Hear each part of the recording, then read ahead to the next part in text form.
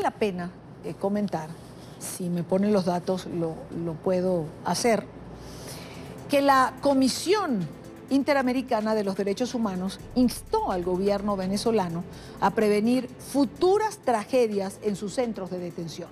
A través de un comunicado señala, la CIDH advierte que estos graves hechos se enmarcan en un contexto de crisis penitenciaria que enfrentan las personas privadas de libertad en Venezuela. Aseguran asimismo que esta crisis fue producto de los altos niveles de hacinamiento, el uso excesivo de la prisión preventiva, corrupción de autoridades penitenciarias, deplorables condiciones de detención y elevados niveles de violencia. En ese sentido, la Comisión ha recordado a Venezuela que tiene el deber jurídico ineludible de adoptar acciones concretas para garantizar los derechos a la vida y a la integridad personal de los reclusos. Es decir, este comunicado de la CIDH confirma lo que acaban ustedes de escuchar de boca de una de las familiares de las víctimas, lamentablemente, que dejó como saldo este incidente allí en esa comisaría en el estado Carabobo. Quiero saludar en esta parte del programa a Luis Isquiel. Él es abogado penalista y asesor de la Comisión de Política Interior de la Asamblea Nacional. Abogado Isquiel, buena tarde, gracias por acompañarnos. ¿Cómo estás, Idania? Muy buenas tardes. ¿Se puede hablar de exterminio, un término que venimos escuchando en relación a lo que ha ocurrido, a lo que ha ocurrido aquí, pero que ha ocurrido anteriores oportunidades en otras cárceles en Venezuela? Sí, bueno, esta es la segunda masacre en número de presos fallecidos en la historia penitenciaria de Venezuela. Estamos hablando de que el parte oficial señala 66 reclusos fallecidos y 2 personas que estaban irregularmente pernoctando allí en esta estación policial. Estamos hablando además de una masacre que todavía tiene muchas dudas, porque familiares señalan que las personas que estaban detenidas allí, muchos fallecieron por disparos, no solo por la acción del fuego que se generó allí en estos calabozos y por los gases que se generaron, sino también por disparos. Y también hay dudas en cuanto al número de personas que terminaron falleciendo, porque hay testimonios de los propios presos que están allí en la policía de Carabobo, donde señalan que ese número que dio el fiscal que impuso la Asamblea Constituyente no es el verdadero y que estamos hablando de una masacre donde podrían haber más de 100 fallecidos.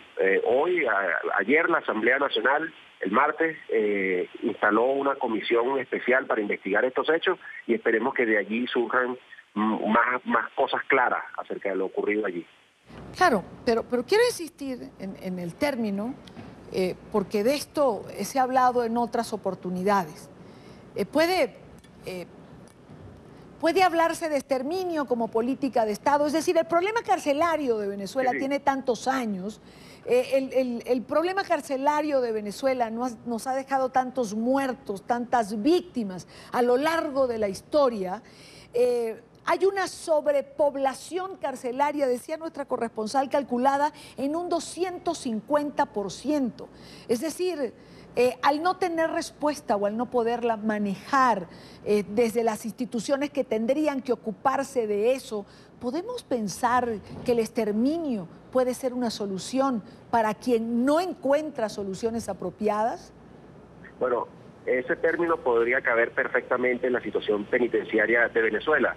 ¿Por qué, Idania? Porque desde 1999 hasta la fecha, acá en Venezuela han sido asesinados más de 7.000 reclusos en las cárceles y en las estaciones de policía que se han convertido en cárceles paralelas. Estas son cifras del Observatorio Venezolano de Prisiones, una ONG que se encarga del análisis de los estudios de las situaciones penitenciarias acá en el país. Estamos hablando de lo que tiene que ver con las estaciones de policía, que fue una de ellas esta de Policarabobo, donde ocurrieron estos lamentables hechos. En las estaciones de policía del país hay aproximadamente unos 30.000 detenidos, cuando esos son calabozos que tienen una capacidad máxima para albergar a 5.000. Entonces, en el caso de las estaciones policiales, inclusive estamos hablando de un hacinamiento superior al 250%. De hecho, Análisis hechos por el actual fiscal que impuso la constituyente, pero cuando era defensor del pueblo, señala que en algunas de estas estaciones policiales hay hasta 1000% de hacinamiento. Y estamos hablando, Idaña, para los amigos que nos escuchan, de estaciones de policía que solo, según nuestra legislación, están destinadas a albergar a los detenidos por 48 horas nada más, mientras esos detenidos son presentados ante un juez y el juez decide si mantiene la detención o no. Eso venía ocurriendo así por décadas en Venezuela. Esas estaciones solo eran utilizadas para eso, para albergar detenidos 48 horas. Desde hace unos 3 o 4 años, Iris Varela, la actual ministra de Servicios Penitenciarios, decidió cambiar esa política y ha impedido, ha obstaculizado los traslados de los detenidos de las estaciones de policía a las cárceles formales. Bueno, y ha creado toda una cantidad de problemas allí, ese hacinamiento brutal, y no solo problemas de asesinato, que quizás serían los más graves de los detenidos, sino que también se presentan constantemente fugas de presos. En lo que va de año se han fugado más de 200 presos en Venezuela, en apenas 3 meses. Estamos hablando de individuos procesados por homicidio, por secuestro, por robo, que vuelven a la calle, muchos de ellos a delinquir. Solamente en lo que va de 2018. En 3 meses han escapado más de 200 presos de esas estaciones de policiales. ¿Por qué, Idaña? Porque esas estaciones de policía no tienen la infraestructura, claro, no son cárceles. Claro, no tienen la infraestructura necesaria, pero, a ver, sorprendió a propios y extraños la declaración de Iris Varela, que se supone que es su responsabilidad, cuando dijo que esto que ocurrió allí no tenía nada que ver con ella, que eso tenía que ver con la policía del Estado Carabobo. Bueno, pero ¿cómo así? ¿No tendría ella que garantizar un sistema penitenciario que albergara las personas que tengan que ir detenidas en lugar de estar aquí, en este centro como intermedio entre la detención y la cárcel? Pero claro, perfectamente. Fíjate que tú acabas de leer un comunicado de la Comisión Interamericana de Derechos Humanos exigiéndole al gobierno nacional que prevenga futuras masacres en los centros penitenciarios de Venezuela. Pero el mensaje que envía la ministra cuando se lava las manos y dice, esa no es mi responsabilidad, es que no están dispuestos a recapacitar, no están dispuestos a solucionar el problema. Y esto que ocurrió en Carabobo, casi 70 personas fallecidas allí en una estación policial, perfectamente se puede repetir en cualquier momento, porque las estaciones de policía en nuestro país son polvorines, están atiborradas, llenas de detenidos, donde se les violan constantemente sus derechos humanos. Estamos hablando de calabozos que pertenecen a alcaldías y gobernaciones que no tienen presupuesto para darle alimentación a esos detenidos. Y ya han fallecido, Idaña, varios presos por desnutrición, muertos de hambre, como en los campos de concentración nazis. Así están muriendo muchos presos en Venezuela. En esos calabozos se presentan enfermedades como tuberculosis, escabiosis, o como se conoce popularmente, sarna. Hay en esos calabozos, es el pan de cada día. Bueno, la ministra se lava las manos y lo que le dice al país es que ella pretende dejar eso así. Bueno, dejarlo así es...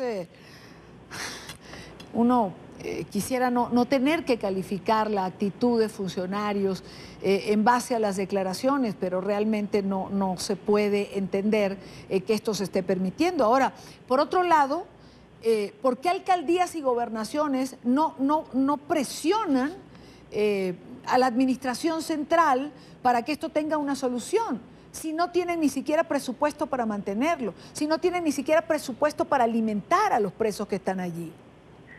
Bueno, Dani, hay que recordar que por las irregularidades de nuestro sistema electoral, la mayoría de las gobernaciones, 20 de las 23 gobernaciones están en manos del oficialismo, y de las 335 alcaldías que hay en el país, creo que cerca de 300 están en manos de alcaldes del oficialismo. Quizás por eso es que no manifiestan su protesta ante esa situación de caos que le creó la ministra de Servicios Penitenciarios, pero otros sí han alzado su voz.